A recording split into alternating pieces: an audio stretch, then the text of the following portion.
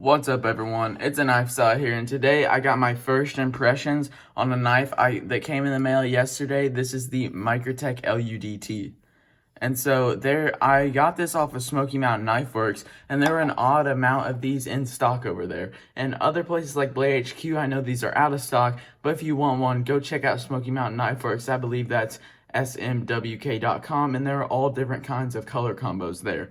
There's a coated blade, there's a apocalyptic finish, which I'm pretty sure is an acid etch stonewash. There's a satin blade, and there's just this basic stonewash, which I got, and then I got the red aluminum handle scales, and this one is also in 204p. So same as 20CV and M390. I've heard about Microtech's M390 that they run it pretty soft, and so I really don't know how that's gonna work out. But I actually measured this knife behind the edge, and this thing was 9 thousandths towards the base, about 8 thousandths right here, or it's really about 8.5 thousandths behind the edge. So about 9 in here and about 9 towards the tip. And so, yeah, that's by far the thinnest knife behind the edge that I own. And I can already tell this thing is going to be extremely slicey. And also, going on to the aesthetic part again, I think that this is the coolest looking knife that I own. It's just the proprietary hardware here. Even though you can't disassemble this knife without like special tools, it looks really, really cool. You gotta admit that it looks awesome. And I really like the color red, and I like a stonewash finish, so this is my favorite looking knife by far out of my collection. So I have not used this knife yet, but I just really, really like it so far. It's got this crown spine here, and it's very thin stock, and it also is very thin behind the edge, like I said before. And right off the bat, the ergonomics of this knife are really, really solid. I don't want to, I'll talk about it more in my actual review on it after I've carried it for a little while, but just look how straight these ergonomics are. There's no real massive indents or anything. It's not like on a Spyderco where it's like finger groove, and then a belly right here. It's just straight right here and straight right here, and that just makes ergonomics so much better in your hand. As you can see, the clip does stick up a bit right there, but I don't really feel it all that much. It is not a hot spot at all. You do, in some grips, you do kind of feel it, but what this allows for is this little sharpening choil right here that is not really usable as a finger choil. It's just not very comfortable. But what you can do is you can get a good grip up top right here and do really nice draw cuts with this. Also, a grip I use for EDC a lot is a pinch grip like this, and this knife feels very good in that. That's one reason why I really like autos. I mean, there's not a thumb stud right here, there's not a flipper tab sticking out, or there's not a thumb hole right here. And so it really just helps for other grips other than this, your basic saber grip like this. And so I really, really like autos for that reason. On the point of it actually being an auto, this has very, very nice action. It jumps and fires right out there, really nice. I will say though, these come with a tiny bit of side to side.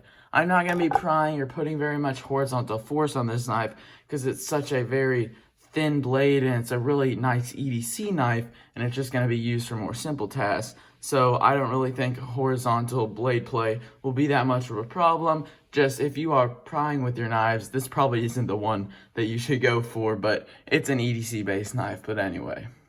So yeah, a tiny bit of blade play, but I think you can get tools for this. I don't know the full details on that, so you probably could fix that out. And then my other fit and finish issue is the centering's a tad bit off, just a little bit to the left, but it still is a very, very nice knife.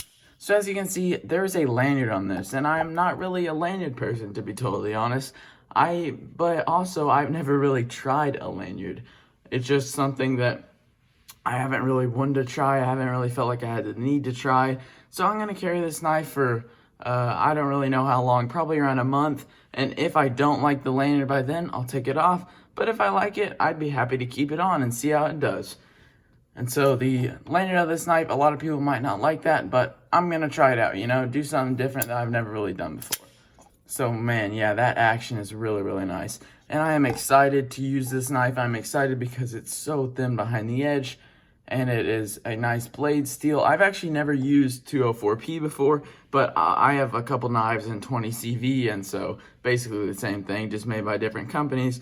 But another part of the aesthetics is there is a whole lot of branding here, but I honestly think it's pretty cool, I think. I could have done without the serial number or L Underwater Demolition Team. It's just a lot, but I like the Microtech logo. I like that it was made in the USA, and I like that it says the day it was made on. It's, even though I got it in 2020, I just think it's a little cool thing. Gives you more of a personal like connection with your knife, which sounds odd saying that out loud, but I am, so whatever. And my first impressions of this knife are very, very good, and I just really, really like it. I can't wait to use this knife and see how slicey this blade actually is, and the action's super fun to play with, and I've just really, really been enjoying it for the day that I have had it in my pocket, and I fidgeted with it a little bit.